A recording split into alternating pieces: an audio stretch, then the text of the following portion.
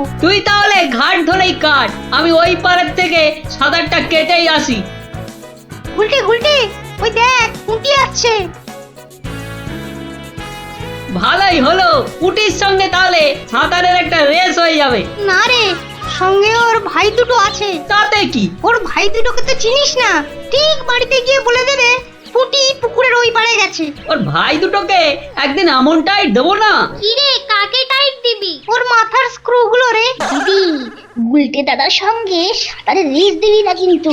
দিলে কিন্তু বাবাকে বলে দেবো। এই, তোরা ওকে ভয় দেখাচ্ছিস নাকি? আহ, থাম তো তোরা। কি পুকুরের মাঝখানে একটা কি ভেসে আছে না? ঢিল ছুড়বো? ছড়ো ছড়ো। একটু রে, ও তো গোপাল দাদু। হ্যাঁ রে, একটু দম বাড়ানোর ব্যায়াম করছিলাম। গোপাল দাদুকে যখন পেয়েছি তখন আর গল্প না শুনে চান করছি না। হ্যাঁ, ভেজা গায়ে গল্প শোনাতে বসে সর্দি লাগাই আর কি। তাহলে কখন শোনাবে? বিকেলে বিকেলে। বিকেলে গল্প, বিকেলে গল্প। দারুণ মজা হবে।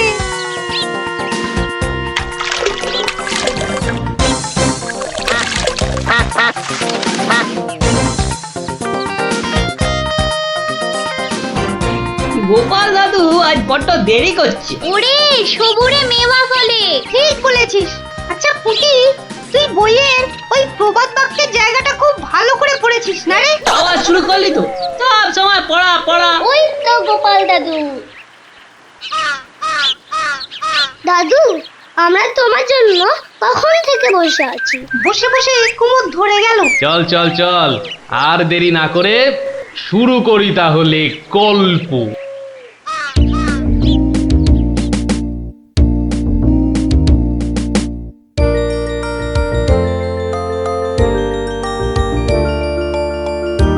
আজ বেশ চমৎকার হাওয়া দিচ্ছে। সত্যি তাই, আমার বেশ খিদে খিদে খিদে খিদে খিদে খিদে পাচ্ছে। তোমার সব সময় খাই খাই। তাহলে আমি এখন যাই। এই গাছের তলায় একটু দাঁড়াই। আমি বরং গাছের বাঁদরটাকে তাড়াই। হ্যাঁ, এই তোমার উচিত কাজ। আজ দারুণ হয়েছে আপনার সাজ। তখন থেকে দেখছি তোমার ছন্দের পুকুট। এই যা, বাঁদরটা নিয়ে গেল আপনার মুকুট। এবার কি হবে? আমার আমার মুকুট নিয়ে এসো, যেভাবে পারো। এই এই দে দে মহারাজের মুকুট, দে দে বলছি। কি মন্ত্রী, এই যে ভয়ানক দুষ্ট বাঁদর। ওহ, এভাবে হবে না মহারাজ, ওকে বন্ধুর মতো করে বোঝাতে হবে। আমার তো কখনো বাঁদর বন্ধু ছিল না, কি করে বোঝাবো? আচ্ছা, আমি বোঝাচ্ছি। ওরে ওরে পুচু মুচু কচু, বাবাটা বাবাটা, সোনাটা, মনটাটা, আমার মনটাটা, আমার পুকুটা মুকুটা, দিয়ে দাও সোনা মানা, দাও মানা, দাও দাও মানা সোনা, দাও।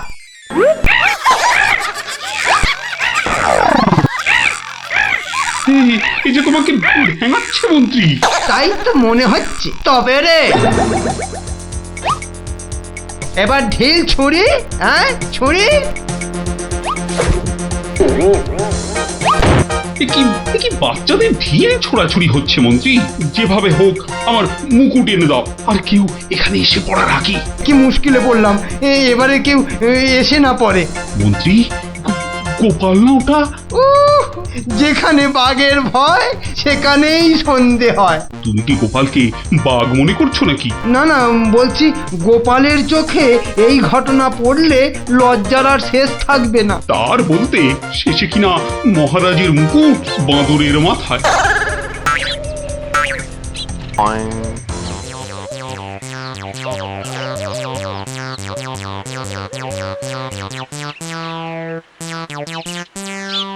একি মহারাজ, লুকোচ্ছেন কেন?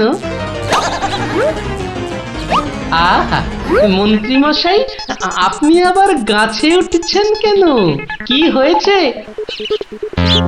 ওহো, এই কাণ্ড।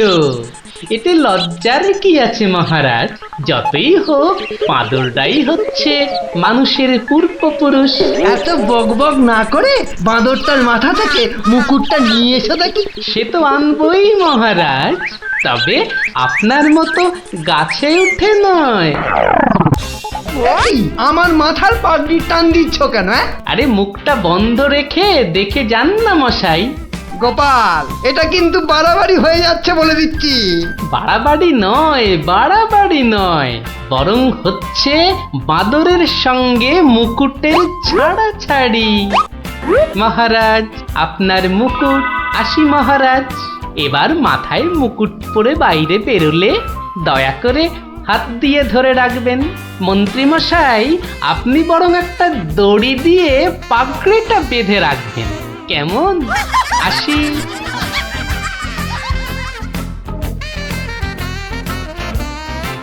কিভাবে গোপাল বলল দেখলেন মহারাজ? শুধু দেখিনি মন্ত্রী, শুনেওছি। এর একটা বিহিত করতেই হবে, করতেই হবে। তুমিও ভাবো আর আমিও ভাবি।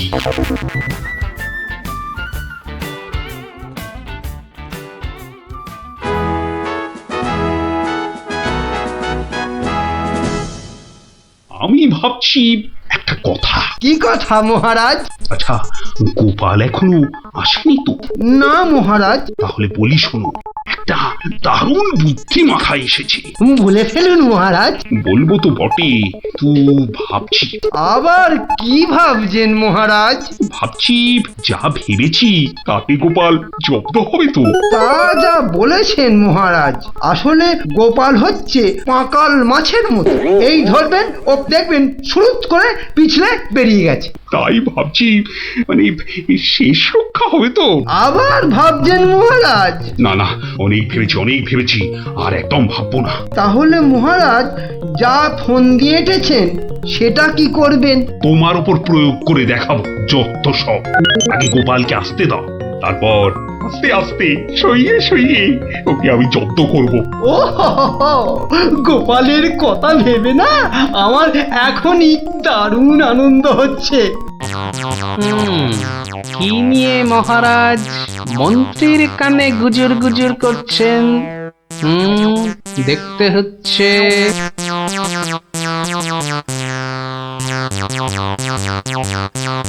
মহারাজ, গোপাল আসছে। আরে আসুন গোপাল বাবু। জানতাম কোন ফোন দিয়েছে। দেখা যাক।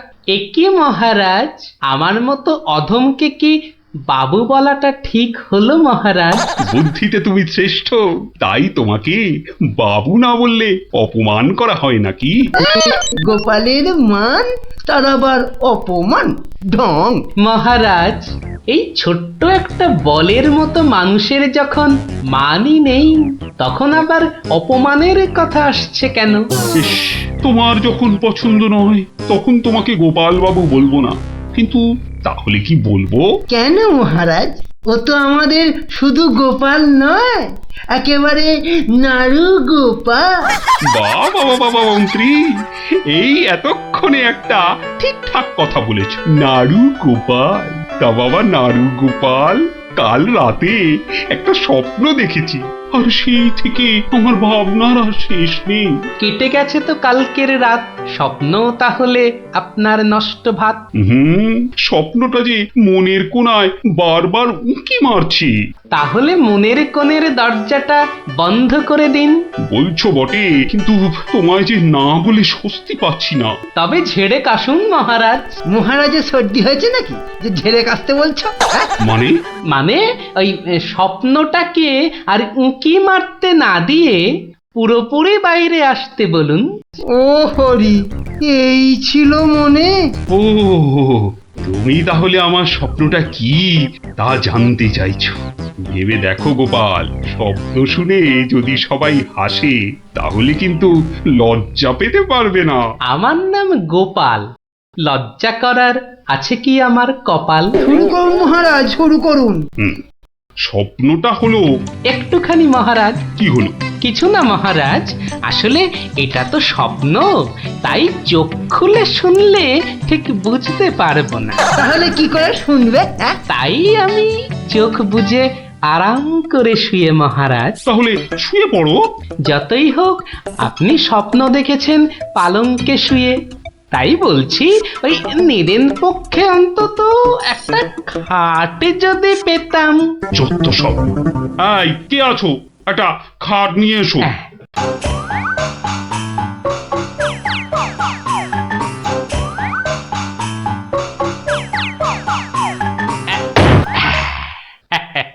এই তো, এইবার একটু আরাম করে শুই। এইবার বলুন মহারাজ। আমি আর তুমি একটা সরু পথ দিয়ে হাঁটছি। মহারাজ এক মিনিট। কতটা সরু মহারাজ? ওই মন্ত্রী মশাইয়ের শরীরের মতো নাকি? গোপা, কথা বলো না, স্বপ্নের ঘোরটা কেটে যাবে। ঠিক আছে, বলুন। পথের দুধারে দুই দিকে। আচ্ছা, তারপরে ঘটলো এক বিচ্ছিরি ঘটনা। যা গোপাল, কথা বলো না, স্বপ্নটা ভেঙে যাবে। বলুন মহারাজ। ব্যাস, আমরা পড়ে গেলাম। কোথায় মহারাজ? আপনি কি পড়েছেন? তাহলে আপনিও কথা না বলে চুপ করে শুনুন। একসাথে তো মহারাজ? না না, তুমি একটা দিঘিতে আর আমি অন্যটাতে। আপনি যেটাতে পড়লেন সেটা ছোট না বড়? আহ, গোপাল, কথা না বলে শোনো। বাহ, এই না হলে আমার মন্ত্রী, যেন আমি যন্ত্র আর তুমি যন্ত্রী। ছোট বড় জানি না, শুধু এটুকু দেখলাম, আমি যেটাতে পড়লাম সেটা ক্ষীরের দিঘি, আর তুমি যেটাতে পড়লে সেটা হলো গুয়ের। বলেন কি মহারাজ, গোপাল একেবারে গুয়ের দিঘিতে? তাই তো বলছি, কি বিচ্ছিরি ব্যাপার। গোপাল এবার মোক্ষম জব্দ।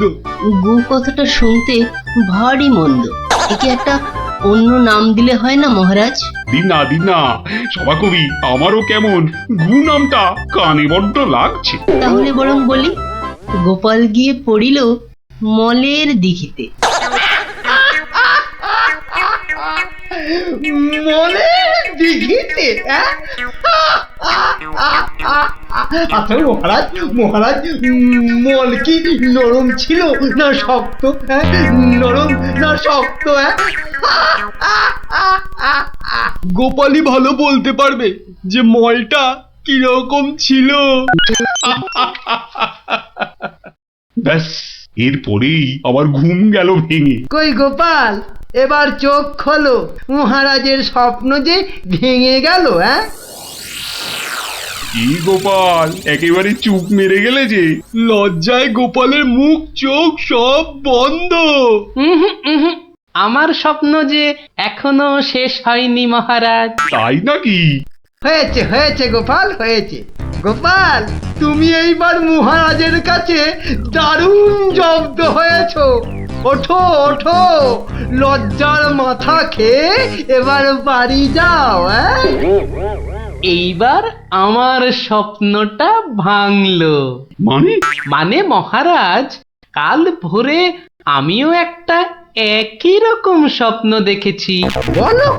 কিন্তু আমার স্বপ্নটা একটু বড়, তাই স্বপ্নটা শেষ হবার জন্য একটু অপেক্ষা করছিলাম মহারাজ। আর জানেন তো মহারাজ, ভোরের স্বপ্ন সব সময় সত্যি হয়। তাই? তাহলে বলো, তুমি আর কি দেখেছো? মহারাজ, আমরা তো দুই দিঘিতে পড়লাম, আর তারপর তারপর কি? দুজন দিঘি থেকে উঠে পড়লাম। তখন মহারাজের গা ভর্তি ক্ষীর আর আমার গা ভর্তি থুরি ময়লা। কিন্তু ওই পরিষ্কার করব সেরকম জল কোথাও নেই মহারাজ। তখন কি করলে? তখন আর কোনো উপায় না দেখে আমরা দুজনার গা চাটতে থাকলাম মহারাজ। মানে খুব পরিষ্কার। আমি মহারাজের গায়ের ক্ষীর চাটতে থাকলাম, আর মহারাজ আমার গায়ের ময়লা চাটতে থাকলেন। কি দৃশ্য! ব্যাস, আমার ঘুম ভেঙে গেল মহারাজ। কি বলছো কি গোপাল? যা দেখেছি মহারাজ, স্বপ্নে তাই বলছি। এ কি, সবাই সবাই আমার দিকে কি দেখছো? হ্যাঁ, কি দেখছো তোমরা?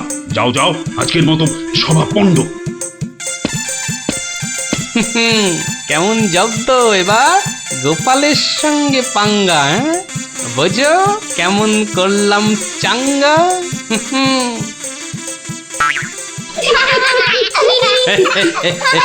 এই জন্য বলি, করতে গেলে ফাইট হতে হবে টাইট, বুঝলি? সত্যি গোপাল দাদু, তোমার জবাব নেই। আর একটা হবে নাকি দাদু? দিনে একটাই গল্প যথেষ্ট, আর নয়। তাই তো বলি গোপাল দাদু, আর তার গল্প শুনতে হবে অল্প স্বল্প। এই তো আমার গল্প শুনে শুনে দেখছি তোদেরও বুদ্ধিও খোলতাই হচ্ছে, হ্যাঁ?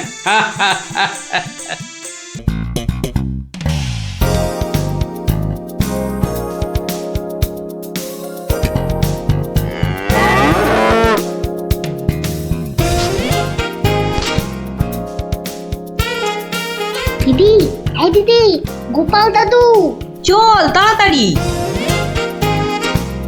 গল্প, গল্প, গল্প, দেখো কাণ্ড, তোরা কোত্থেকে এসে জুটলি রে? গল্প, গল্প, গল্প, গল্প বলো, গল্প বলো। গল্প বলো, গল্প এই, বলো। এই এই দেখো দেখো, আস্তে আস্তে আস্তে, আরে ধুতি খুলে যাবে রে, ধুতি খুলে যাবে। গোপাল দাদু গল্প বলো না। দাঁড়া দাঁড়া, ওরে রে, আমি এখন রাজসভায় যাচ্ছি, পরে এসে তোদের গল্প বলবো। না না, এখন। এই দেখো, গল্প না বললে আমরা তোমাকে রাজসভায় যেতেই দেব না। ঠিক ঠিক। গল্প বলো, গল্প বলো। আচ্ছা আচ্ছা আচ্ছা, বেশ, চল ওই গাছতলাটায় গিয়ে বসি, হ্যাঁ? আয় আয় আয়, নাও, এবার শুরু করো। শোন তো, তোরা তো ওই মুর্শিদাবাদের নবাবের কথা শুনেছিস, হ্যাঁ? এক ভীষণ খামখেয়ালি লোক, বুঝলি? হঠাৎ হঠাৎ তার মাথায় অদ্ভুত সব খেয়াল চাপে, আর তার জন্য মাথা খারাপ হয়ে যায় আমাদের মহারাজ ওই কৃষ্ণচন্দ্র। তো সেবার হলো কি,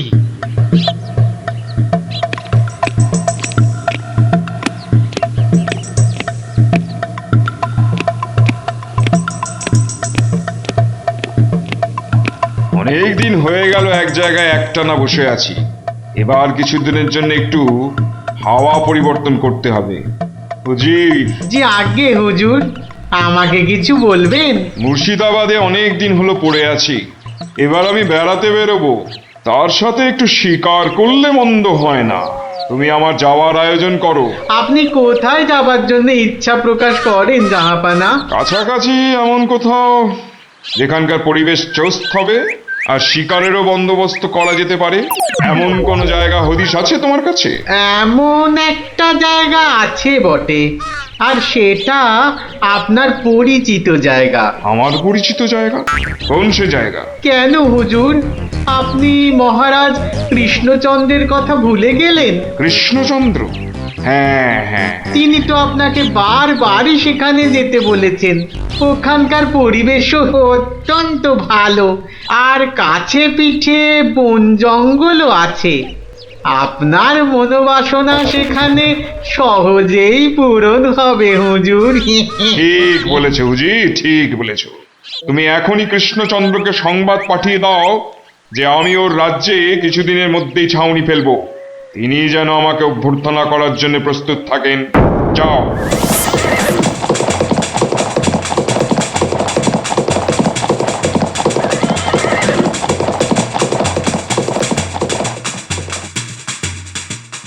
বন্ধুগণ, আজকে আমার কাছে একটা বড়ই গুরুত্বপূর্ণ খবর আছে। আর কয়েকদিনের মধ্যেই মুর্শিদাবাদের নবাব বায়ু পরিবর্তন করতে আমাদের রাজ্যে আসছেন। নবাব? মুর্শিদাবাদের নবাব? প্রচন্ড খেয়ালি মানুষ, কখন যে হঠাৎ করে কি চেয়ে বসবেন কিছুরই ঠিক নেই। আমাদের খুব সাবধানে ওনার যত্ন করতে হবে কিন্তু। হ্যাঁ, তাছাড়া উনি রাজসভায় আসবেন না, রাজধানীর উত্তর দিকে যে বিশাল অরণ্য আছে তার পাশে ছাউনি ফেলবেন, আর শিকারও করবেন। নবাবের আরাম বিরামের যাতে কোনো ত্রুটি না হয় সেজন্য আমরা সবাই সজাগ থাকব। আমি নিজে সব ব্যবস্থার তদারকি করব। আমোদ প্রমোদ, ভালো ভালো খাবার, সব কিছুর ব্যবস্থা রাখতে হবে। মহারাজ খাবারের কথাই যখন উঠল তখন একটা কথা জিজ্ঞাসা না করে পারছি না। ওহ, আবার কি কথা? বলে ফেলো, বলে ফেলো। মহারাজ, নবাব সাধারণত গোমাংসই খুবই পছন্দ করেন, কিন্তু এটা তো হিন্দু রাজ্য, এখানে গোমাংস তো পাওয়াও যাবে না। কিন্তু নবাব যদি জেদ ধরেন। খুবই গুরুত্বপূর্ণ প্রশ্ন করেছো মন্ত্রী। সেক্ষেত্রে আমাদের নবাবকে উত্তম রূপে খাসি আর মোরগের মাংস খাইয়ে মন ভরাতে হবে, এছাড়া আর উপায় কি? হ্যাঁ, আর তাতেও উপায় না হলে হাতের কাছেই তো আছে আমাদের কৃষ্ণনগরের বিখ্যাত সরপুরিয়া রাজভোগ। এর স্বাদে আর গন্ধে নবাব গোমাংসের কথা ভুলেই যাবে। ঠিক বলেছ গোপাল, নবাবের এমন খাতিরদারি করতে হবে যাতে সাপও মরে আর লাঠিও না ভাঙে। তাহলে আপনারা এবার তৈরি হয়ে নিন, আজ থেকেই কাজে লেগে পড়ুন, আর একদম সময় নষ্ট নয়।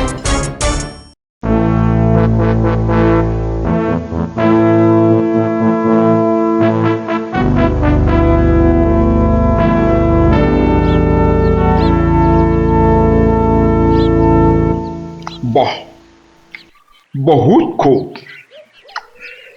বড়ই জবরদস্ত চিজ। কি নাম বললেন এই খাবারের? আগে হুজুর, সরপুরিয়া আমাদের রাজ্যের সব থেকে জনপ্রিয় মিষ্টি। তা আমাদের বাবুর্চিকে শিখিয়ে দিলে সে এরকম জবরদস্ত জিনিস নিশ্চয়ই পাকাতে পারবে। নিশ্চয়ই জাহাপনা। তাছাড়া মোগলাই খানার সাথে সরপুরিয়া বেশ ভালোই লাগবে বোধহয়। ভালোই লাগবে, আর তার সাথে একটু মোগলাই গরম মশলা মেশালে স্বাদ আরো বেড়ে যাবে। মিষ্টিতে গরম মশলা? বাবার জন্মেও শুনিনি। কিছু কি আপনি বলতে চাইছেন? না না না না না না, মানে আপনার ভাবনা খুবই ভালো হুজুর। আমাদের ময়রা আপনার বাবুর্চিকে সব শিখিয়ে দেবে। কি হলো, বাইরে এত গোলমাল কিসের? একবার দেখো তো। গেলুম বাবারে, মেরে ফেললে, দিয়ে দিলে রে। এ কি অবস্থা হয়েছে তোমার? কে এমন করলো? হুজুর ষাঁড়, ছাউনিতে ষাঁড় পড়েছে হুজুর, ষাঁড়। ষাঁড় এলো কোত্থেকে? কিচ্ছু বুঝতে পারছি না হুজুর, কোত্থেকে যেন এসে পড়েছে, পুরো শিবির একেবারে লন্ডভন্ড করে দিচ্ছে হুজুর। ওই যে শুনুন আবার ডাকছে। ব্যাপারটা একবার নিজের চোখে দেখতে হচ্ছে। এই তোমরা সব চলো তো, একবার দেখি। কোথায় সেই বেয়াদব? আজকে আমি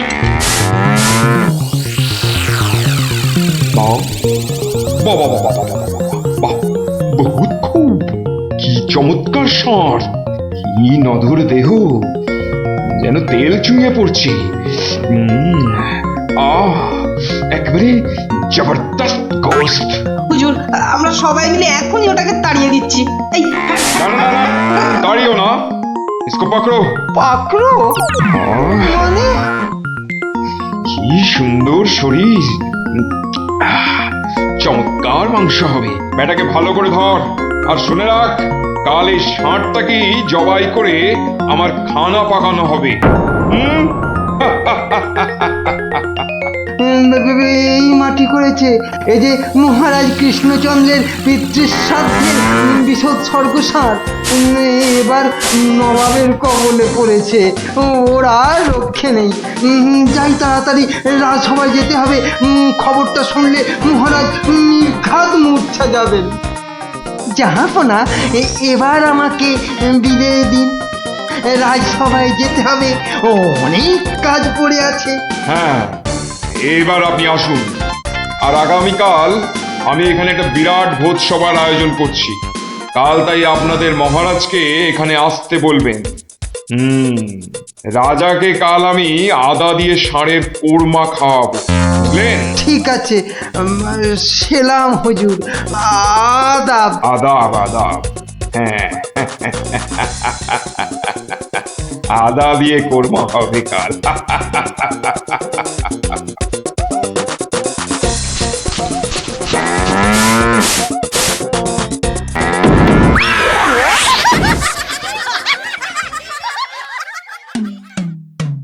একই কথা শোনালে মহামন্ত্রী, এ আমি কি চরম ধর্ম সংকটে পড়লাম।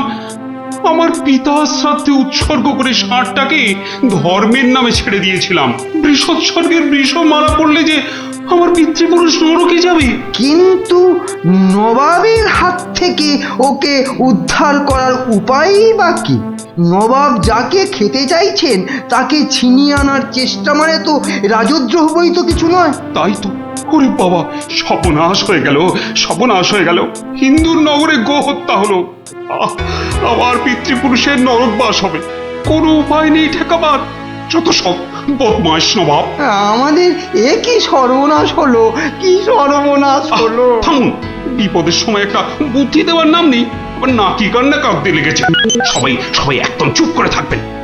আমাকে আমাকে একা ভাবতে দিন তো, দেখি দেখি কোনো শেষ রক্ষা করতে পারি কিনা।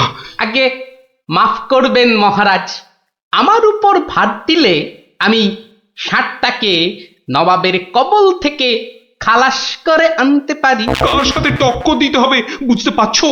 এ হলো স্বয়ং মুর্শিদাবাদের নবাব। আমার উপর ভরসা রাখুন মহারাজ, আমার জেদ তো আপনি ভালো করেই জানেন। তুমি বোধহয় নবাবকে ঠিকভাবে চেনো না। নবাবের মতো বদরাগী লোক রসিকতায় ভোলেন না। আপনাদের নবাবও কিন্তু আমাকে সম্যকভাবে চেনেন না। আপনি বলুন না মহারাজ, আমার দৌড় ওনার জানা আছে কি? তুমি ঠিক কি করতে চাও? আমি তো কিছুই ভেবে কুল পাচ্ছি না। আপনি শুধু একটা ছোট্ট কাজ করুন। ছোট্ট কাজ? ছোট্ট কাজ কিরকম? শুনুন মহারাজ, আর আপনি নবাবের নামে একখানি পত্র পাঠান। আমার কথা বলুন বলুন বলুন বলুন, আপনি আমাকে পাঠাচ্ছেন। তোমাকে পাঠাচ্ছি? কেন? কেন? স্রেফ নবাবের মনটা একটু ফুরফুরে করে দেবার জন্য আপনি আমাকে পাঠাচ্ছেন। গোপাল, আমার কিন্তু ভয় করছে। তুমি কাজ হাসিল করতে পারবে তো? ধরে নিন আপনার ষাঁড় আপনি ফেরত পেয়ে গেছেন। দেখুন এবার আপনার গোপালের খেল দেখুন। বেশ, তোমার কথা মতোই কাজ হবে।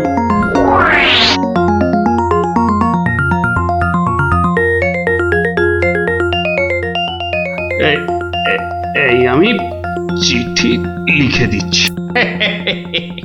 প্রণাম মহারাজ, এই চললাম আমি ষাঁড় উদ্ধার অভিযানে।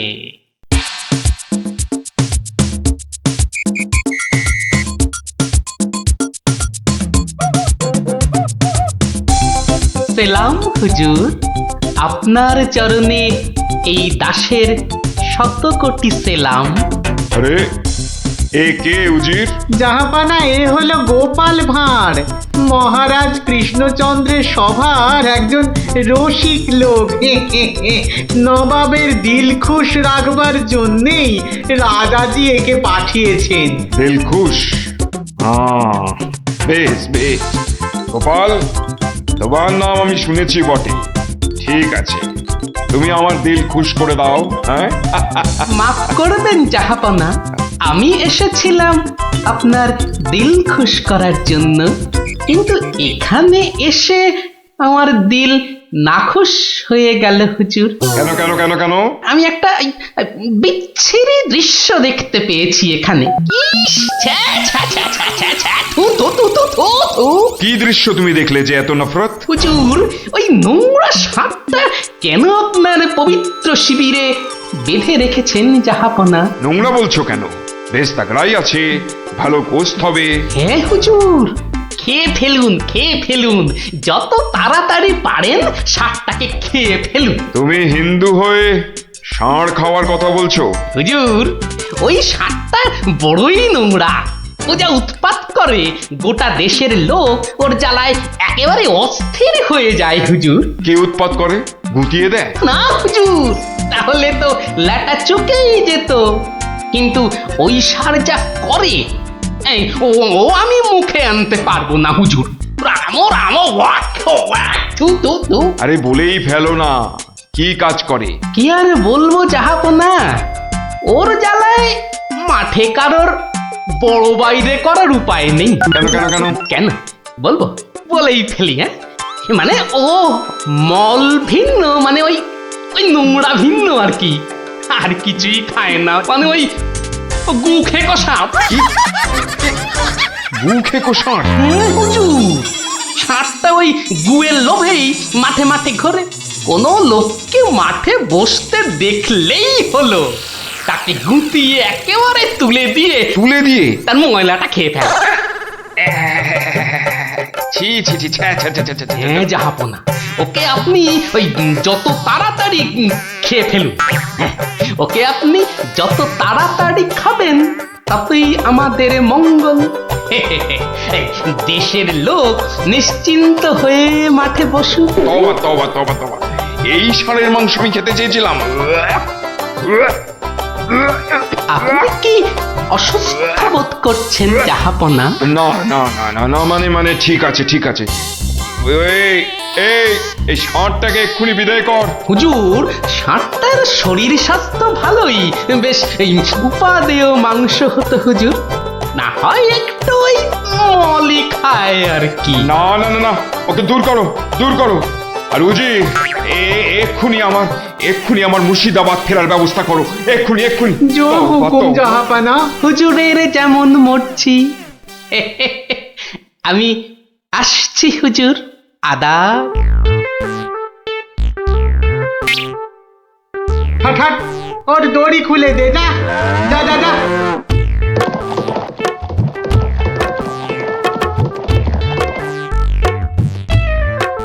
ধন্য ধন্য তুমি গোপাল, চমৎকার চমৎকার তুমি। ভাবা যায় না, তুই আজ আমাকে ধর্ম সংকট থেকে বাঁচালে। মন্ত্রী মন্ত্রী, গোপালকে 2000 টাকা পুরস্কার দাও এক্ষুনি। মহারাজের জয় হোক। ব্যাস, নবাব ষাটটাকে ছেড়ে দিয়ে মুর্শিদাবাদ পালালেন, আর আমাদেরও ঘাম দিয়ে জ্বর ছাড়লো। তোরা সব খুশি তো? হ্যাঁ, এবার তাহলে আমি রাজসভায় যাই। কাল কিন্তু আর একটা গল্প বলতে হবে। আচ্ছা বাবা, আচ্ছা বলবো বলবো।